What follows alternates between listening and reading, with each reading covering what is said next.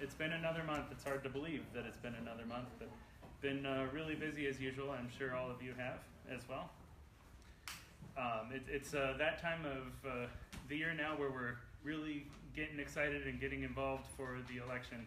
We're coming up with a lot of opportunities for everyone to get involved in the near future here, and you'll be hearing a lot more about those. But one that I wanted to announce real quickly is that next week, on Tuesday, we were scheduled to have a discussion with our State Secretary of State, Alex Padilla. Well, bad news and good news. The bad news is, well, one bad news and two good newses. The one bad news is that Secretary Padilla is unable to make it and sends his regrets for Tuesday. The good news is that he is going to reschedule with us sometime in the late summer or early fall. So at one of our actual meetings, he's going to be here to talk to us so that we don't even have to set aside a special date for it. And the other good news is that we still have that library reserved, so we're going to take advantage of that to do a postcard party where we're gonna, whoever wants to show up, just show on up, maybe bring a pen or something, and then we're gonna write postcards to voters in District 10, which is just to the south of us in the Modesto area, where they're trying to kick out one of their Republican congressmen, and we're gonna help them out with that. So writing postcards to voters, it's a simple but effective and very personal way to reach somebody. What date was that? 22nd. That's next Tuesday, the 22nd, and it's at the Arden. Thank you for the Arden Arcade Library on Marconi Avenue. I don't have the address offhand. Yes. Who's the congressman? The current congressman is Jeff Denham. It's a very close district. It's I think it's if you look at the partisan voter index that they have online, it's even. So it's about even strength between Democrats and Republicans. Unfortunately, Congressman Denham hasn't been acting like he's in a swing district. He's been towing the party line. He voted to take away health care. He voted for the tax cuts and all of that. So we want to make sure he doesn't keep doing that. So we're going to get rid of him. This will be at 7 o'clock next Tuesday at the Arcade Library on Marconi Avenue. Okay. So our theme for tonight's meeting is poverty and economic inequality. And when you think about it, this is really an issue that touches so many of the other things we've been working on. A lot of the immigration debate is rooted in economic inequality. The healthcare debate is about making sure that poor people and middle-class people have access to the same healthcare as wealthier people. So many of the issues that we care about touch on poverty and economic inequality, so it's about time that we had a meeting to really talk about that. So we have some very good guests tonight to talk about themes related to that. Before we do that, though, I want to have someone come up and talk to you real quick about some of the efforts we're doing for voter canvassing. So I'm going to introduce Lorraine King from California Away Team. And she's going to give a real quick presentation to you guys here. Thanks, Lorraine. Thank you. So I'm Lorraine King. I'm in District 4, El Dorado County, Placer County, and way far south, about 10 different counties. And we have Tom McClintock. How many of you know him? How many of you like him? We don't like him either. Even Republicans, many of them don't like him. So we are working very hard to get rid of him. And we have a couple of good candidates. So really good opportunity this year to kick him out. One of the things we are doing is Callaway canvassing, which I understand some of you, maybe many of you, know about. Maybe even a couple of you have canvassed. I believe Nate has in Roseville. This is the easiest canvassing you would ever do.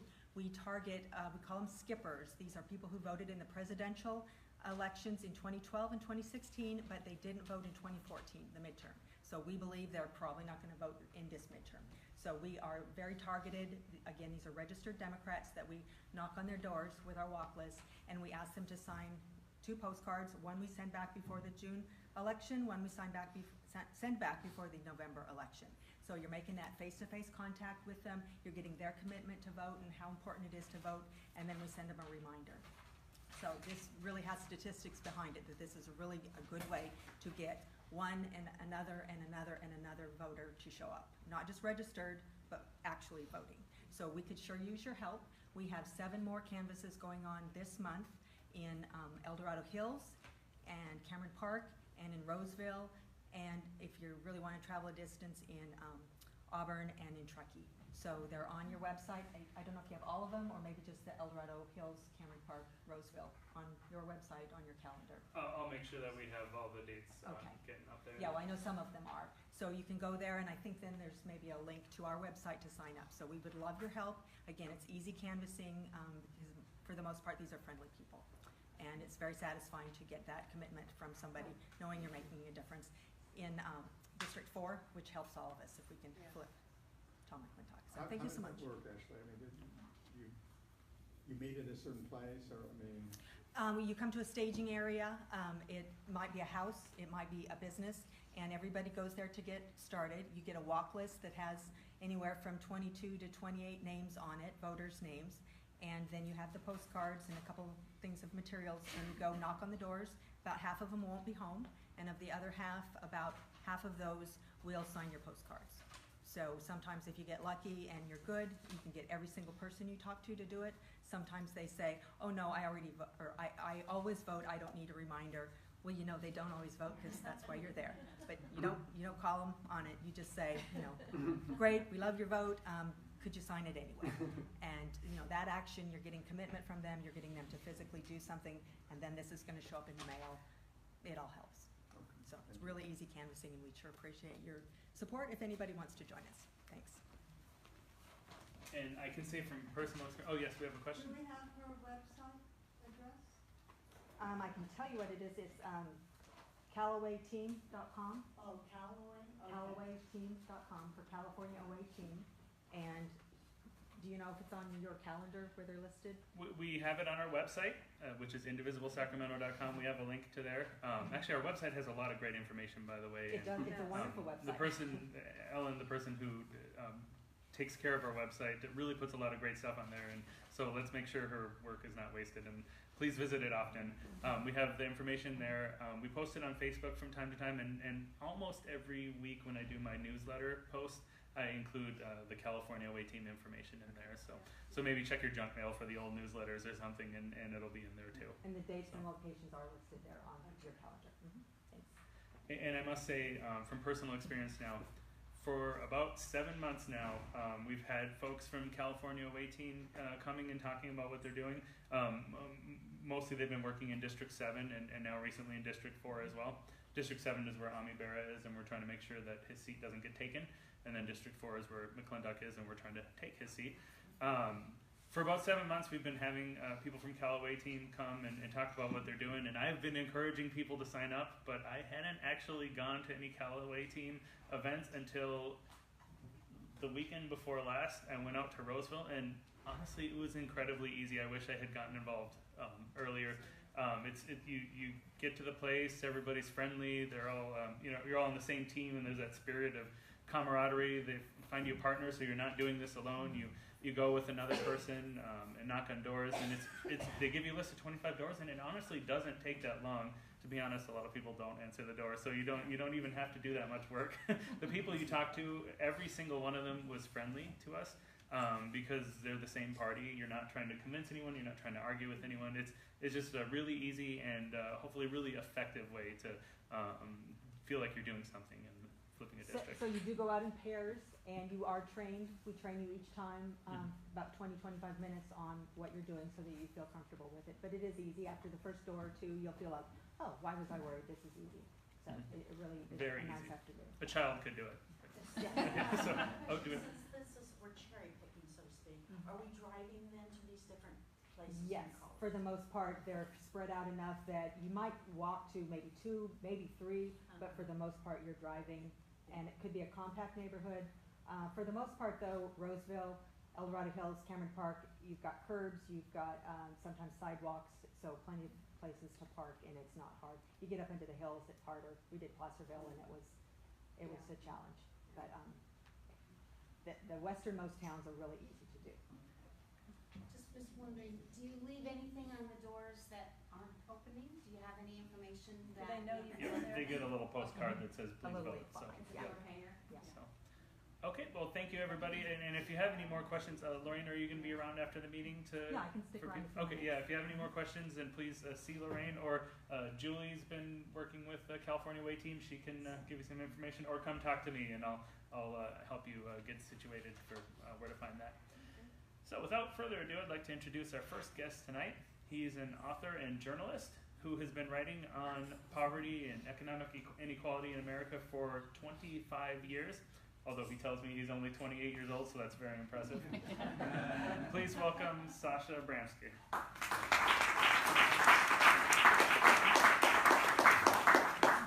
Well, thank you for the introduction, and I really am only 28.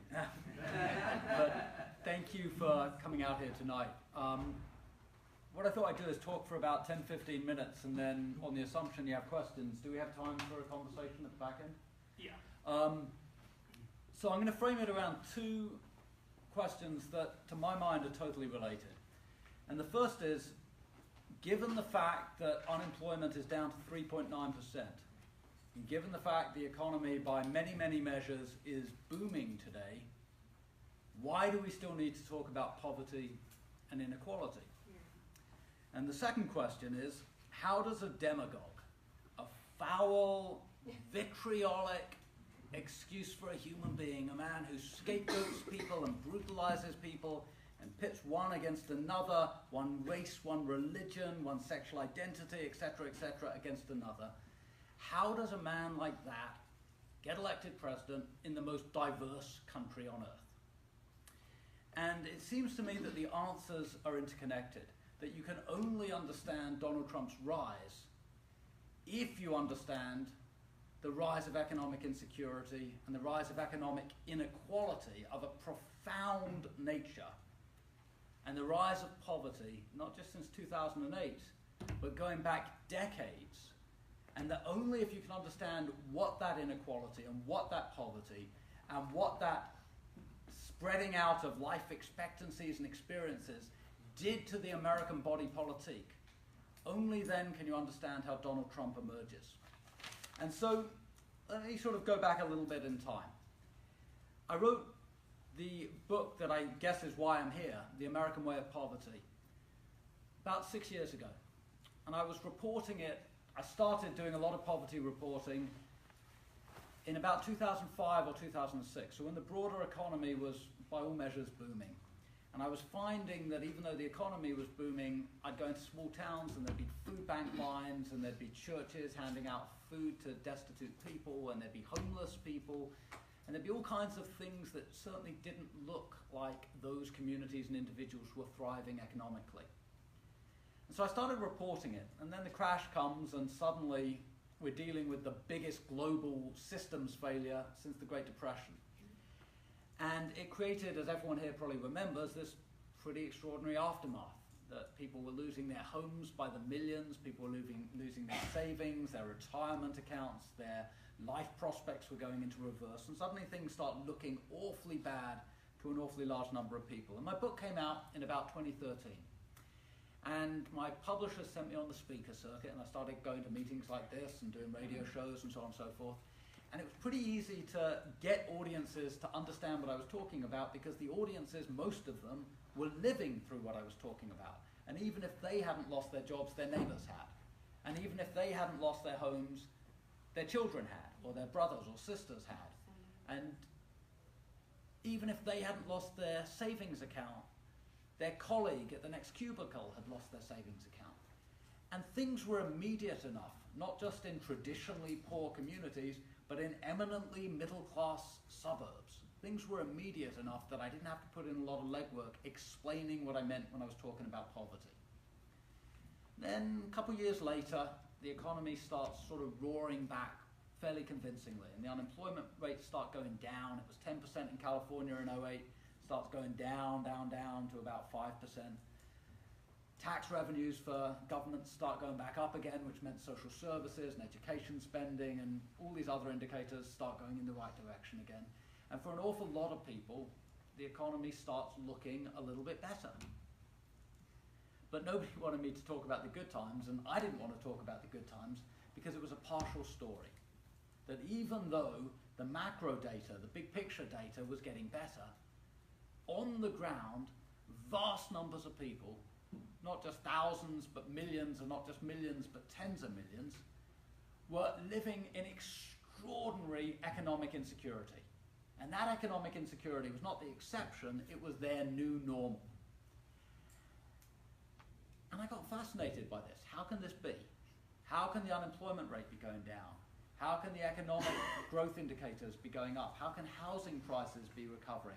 How can the stock market be soaring?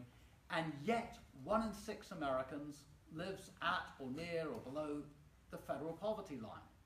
And 1 in 6 Americans on any given day are food insecure.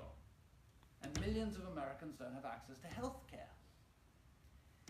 And the only way it makes sense, and this ties back to the rise of Trump, and I'll explain why in a minute, the only way it makes sense is if you look at the extraordinary inequality that those numbers were hiding. So yes, it's absolutely true that the unemployment rate was going down, though not by as much as the headline numbers indicated, because an awful lot of people had been scared out of the labour market by the recession. About 3% of the workforce had just decided, I'm not going to look for work anymore because there's no jobs. And they stopped being counted as being unemployed. So part of the reason the unemployment data started getting way better from about 2013 onwards is fewer people were looking for work. So it was sort of partly a mirage. In the same way as in the 1990s, at least part of the Clinton economic miracle was a mirage that camouflaged the fact that 1% of the adult population had been put in prison in the 1980s and 1990s, and that therefore the unemployment rate had been artificially brought down through incarceration. Because if you're in prison, you're not listed as being unemployed. So even accepting that, even accepting the fact that we have the biggest, most bloated incarceration system in the world, even accepting the fact that about 1 in 30 workers had opted out of the labour market because they were so discouraged, despite all of that, there really were some good economic indicators going on in 2013, 14, 15. A lot of people were getting jobs. But here's the problem. A lot of people were getting jobs that paid an awful lot less than the jobs they'd lost before the recession hit. So they were getting jobs, but they were getting poverty wages. And those poverty wages were leaving them food insecure. And they were leaving their kids without adequate access to medical coverage. And they were leaving them deeply insecure, especially in high cost of living states like California, around housing. How to get a roof over your head, the most basic of securities. And once you understand all of that, Trump starts to make more sense. I was on Bob Scheer's radio show in Los Angeles last week, and Scheer had invited me on to talk not about the poverty book, but about my latest book, which is on the rise of Trump. It's called Jumping at Shadows.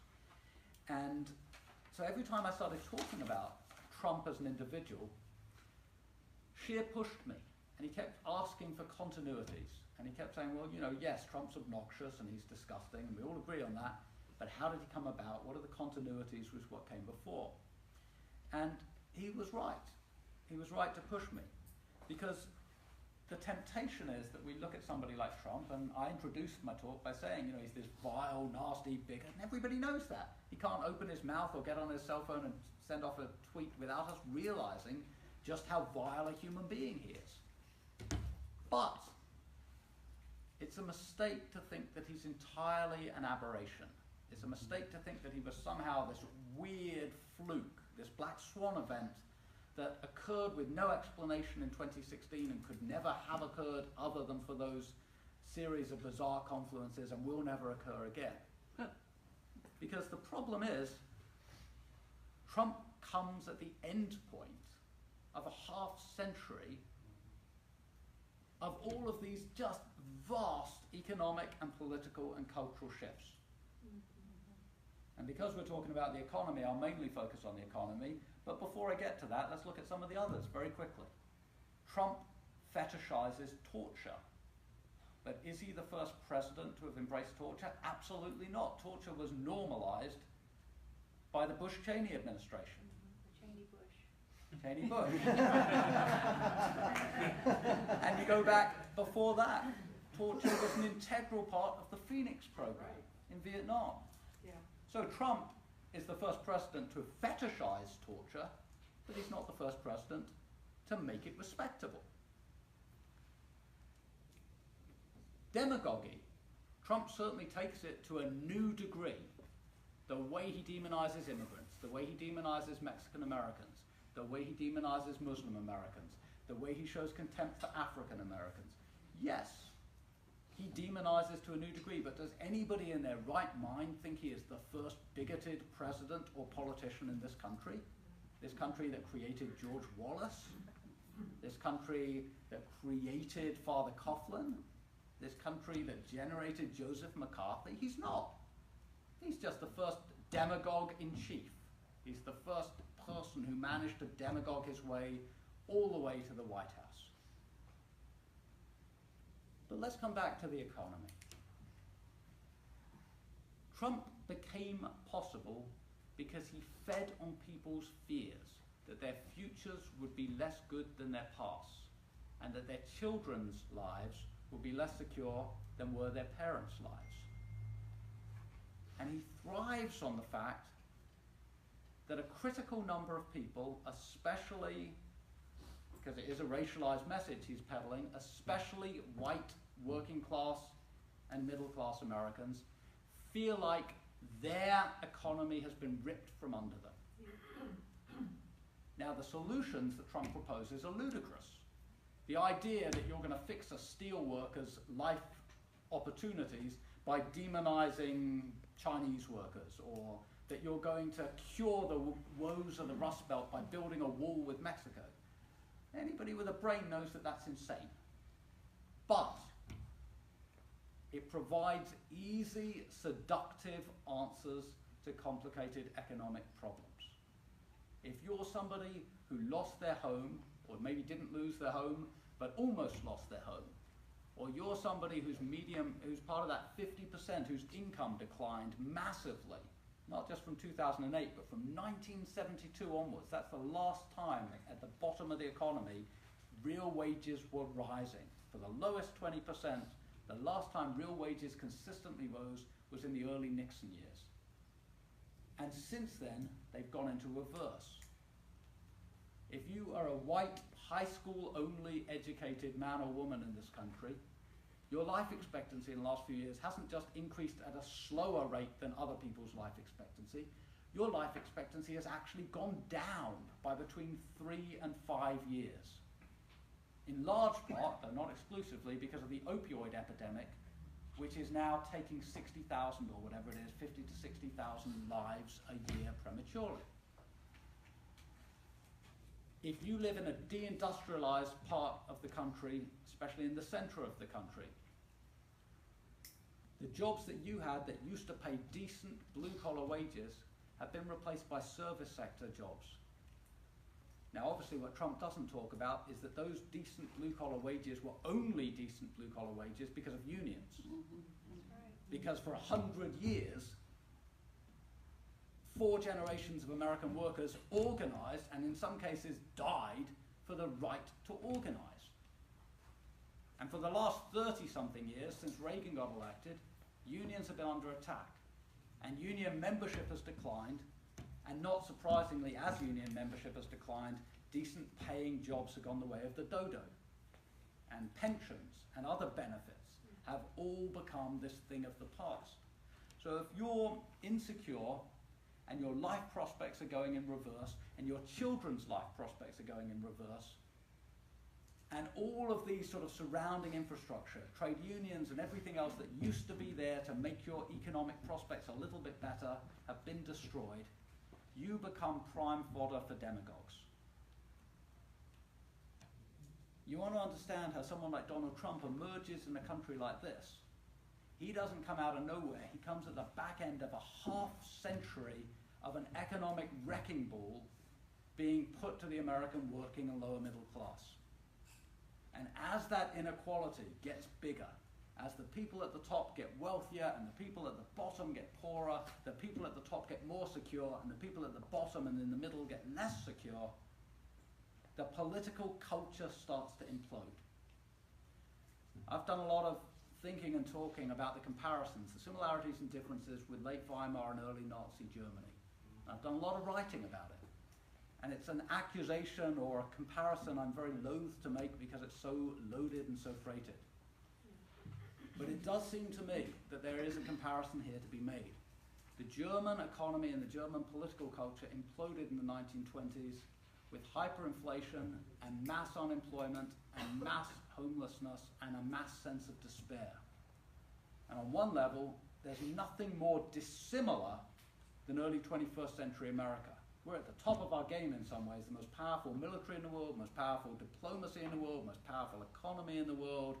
And as I said at the beginning, we've got 3.9% unemployment, and far from having hyperinflation, we've got minimal inflation, and we've got interest rates where you can borrow money if you've got even remotely decent credit at an historically low level. So in that sense, the comparison with Weimar Germany doesn't make sense. But that sense of despair that a critical number of people in this country feel, that's where the comparison starts to make sense. When you take away the hope and the life prospects of tens of millions of people, even if hundreds of millions remain relatively secure, you have ceded the political grounds for demagogy. And that's not saying that Trump and Hitler are an exact equivalent. They're not. History never repeats itself exactly. But it is saying there's enough similarities that we should be extraordinarily concerned about what we are creating as we let this inequality fester and grow. And so I think I'm going to stop there. I don't know how long I've been speaking, but my message is, if we're going to beat these guys, and we have to beat them, it's not a matter of if, we have no choice. If we want our political culture to survive, we have no choice but to beat these guys. But to do so, we have to understand where the rage comes from. And we have to provide solutions that make sense instead of providing demagogic answers that sound good but make no sense. I hope we get it right, because if we get it wrong in 2018 and if we get it wrong in 2020, that wrecking ball will be pretty much complete by the time they've finished this job. All right, let me take some questions. Thank you very much. Yes? I read an article in The Guardian today about, it's Keith Ellison, who's a representative from Minnesota, released this data about the incredible disparity between CEOs and what other workers make. In some cases, it's like they make 1,000 times more.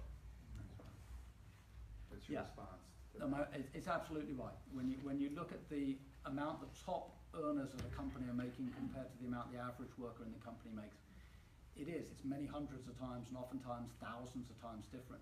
And to put it in a historical comparison, in the post-war period, there's this sort of 25-year period after World War II where economic policy is very Keynesian and it's very much geared towards limiting inequality. And it's done through redistributed taxation, it's done through, in some cases, wage controls. And the average CEO, I think, Emmanuel Saez and Piketty, the two economists who were writing about capital accumulation a couple of years back and got a lot of attention, they studied this data, and I might be slightly misremembering it, but my memory is that in the 1950s, a CEO earned about 8 times what his average worker earned, and today several hundred times. And that's because we've seen this extraordinary accumulation of assets and of wealth at the top. And the Republican argument, it's not just the Republican, it's a large part of the Democratic Party bought into this too, but the argument essentially was trickle down. That if the people at the top do really, really well, the wealth will spread throughout society. It doesn't happen. All that happens is if the people at the top do really, really well, the people at the top do really, really well. Simple as that. Yeah. So it seems then that the tax cut is just going to perpetuate this problem. Or do you know? Well, I can give a short answer to that, yes. Yeah, I mean, the longer answer is, if I'm earning $100 million a year, and I get a 10 or 20% tax cut, I'm going to be saving tens of millions of dollars a year. If I'm that person's secretary and I'm earning $30,000 or $40,000 a year, I might get a few $100s back in tax cuts, depending on exactly how it's distributed, but it's not going to be more than that. But you can be absolutely sure that those few $100s I'm getting in tax cuts that are going into my wallet are going to be more than recouped by a collapse in public services. So, I might well get $300 or $400 a year in tax rebate, but when my kid goes to college, I'm going to probably be spending several $1,000s a year more in tuition. And I might well get a few $100s in those tax cuts, but my roads aren't working properly, and when my house gets broken into, the police take longer to respond, and everything goes wrong at the bottom of the economy. If I'm wealthy, I've privatized my life anyway. My kids are in private school, I have private security, I live in a gated community, I don't rely on public infrastructure. So a rich person who gets tax breaks, they really benefit. A poor person who gets tax breaks comes in one side, goes out the other side. And always has and always will. Yeah. How difficult would it be to abolish these tax cuts or change those? Well, it would involve you guys managing to turn the House, not just mildly blue, but dramatically blue again. But I mean, the serious answer is there are certain things about the Trump presidency I think are irredeemable, that once done it's impossible to undo, and there are certain things I think are very undoable. America's global reputation, I struggle to see how we ever return to where we were. And maybe that's not a bad thing. We bestrode the world in a way that no other country in history has. Maybe it's not a bad thing to bring it sort of to a lower level again. But I can guarantee you, whoever succeeds Trump, it doesn't matter how noble they are, the rest of the world is going to look at America with more disdain and more distrust than they did before Trump. That's irrecoverable. But things like regulatory rollbacks or things like tax cuts, that's more sort of the traditional rough and tumble of politics. Doesn't mean I like what they're doing, I hate it, but it's recoverable. You pass a tax cut, get a change of administration, change of Congress, you can undo that tax cut. You deregulate environmental controls, you get a change of governance, you can recreate those. You can do a lot of damage in the interim, but it's recoverable. So I think, on the tax issue, I see no reason to despair. In fact, I see every reason that this should be an energizing issue. Because I think a lot of people get the fact that this is really just a giveaway to very rich, very powerful influences. Yeah. I hope not too tangential, but so speaking of despair, and again looking at you as an oracle for the answers or hope. I'm not an oracle, but you can look at me that way, but I would reject it. If you are, looking, one of the things that keeps me up at night is I feel like we are facing this other factor that amplifies the demagogue and the demagogue's message and the people who are enthralled to that message, and that is the misinformation sphere. And I'm looking for who makes you hopeful? Who's doing good stuff to monkey wrench that? Well, who's because that makes me panic. I mean, there are an awful lot of people doing good stuff politically, whether it's groups like this or whether it's groups putting together initiatives all over the country on wages and environmental policy. And, paradoxically, there are probably more people doing good things at the moment than in years or maybe decades, because people are so energized. But you're talking specifically about the media and how, I teach journalism at UC Davis, and I've got to say, it keeps me up at night too, because nobody reads newspapers anymore. None of my students read newspapers, and it's not even that they're reading online, even if you read online, you get less than if you're reading print, but you get something, but they're not reading coherent news sources. They're getting it scattershot, they're getting it from Facebook, Instagram. Where I have a bit of hope is, I've noticed I've been doing a lot of very sort of aggressive media education to my journalism classes. And a couple of years ago, they were, I don't think any of them in the room, so I can be as sort of rude as possible. A couple of years back, my journalism students really didn't have the faintest idea of what was wrong with just getting their news off Facebook and stuff like that. Now all of my students are aware it's a problem. They don't know what the solutions are, but they are aware that they have been used and abused by social media and by the spreading of these sort of disinformation news sources, and they're becoming much more critical. Yeah. And I think we're having that conversation nationally. I actually think we're having it internationally at this point, that we're starting to see political reaction against the destructive powers of what are essentially monopolies, Facebook, Instagram, these extraordinary hybrid machines that are sort of part advertising monsters, part news distributors and part entertainers. And they're very good at advertising and they're very bad at news delivery. And I think there's a realization that's emerging that, at the most personal of levels, they are selling who we are for profit. They're developing algorithms that can monitor all of our preferences, not just commercial, but political and psychological, and they're selling them to the highest bidder. And I think there's a reaction growing against that. It doesn't mean that millions of people are going to suddenly turn off from Facebook. They won't, but they'll use it more selectively. And so I don't think it's that a single institution is going to throw a monkey wrench in this. I don't see that happening. It's not going to come from the FCC. It's not going to come from Congress. There isn't going to be a single institution throwing a monkey wrench, but there is going to be, I think, a cultural reawakening and a cultural reevaluation of the importance of news in a democracy. And these are things we've taken for granted for 200 years. We haven't had to think about this. It's just been background. We have a free press, we have competitive news sources, and suddenly we have to think about it because we have a president who clearly wants to destroy the free press. And we have these oligopolies emerging in the media that we've never had before, that are, essentially doing the president's bidding by destroying the free press through these other methods. And I think we're having a backlash, we're having a reaction against that. It might take 5 years, 10 years, 20 years, but it's going to happen at some point. Yes? I just wanted to break in. We have time for maybe one more question. In the back. Sorry, buddy. What do you think about the revolutionary change when it comes to revolutionary values of displacement and replacement when it comes to the industrial worker and automation? My right-wing readers routinely send me hate mail accusing me of being a wild-eyed revolutionary and so on and so forth. And the truth is, I may be wild-eyed, but I'm not a revolutionary. Part of me temperamentally loves the idea that you could have sudden dramatic transformation. And, I find it extremely exciting to read about the French Revolution or, some of the other great revolutions of history.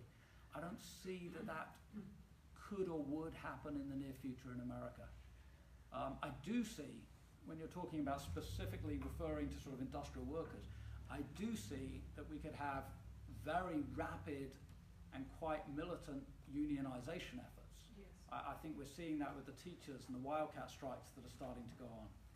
And I do see that you could have very creative, radical communal ownership systems being proposed, both at an individual factory level and also municipally, that you could have progressive city administrations proposing public utilities and so on and so forth in a way that was done 100 years ago but sort of went out of fashion.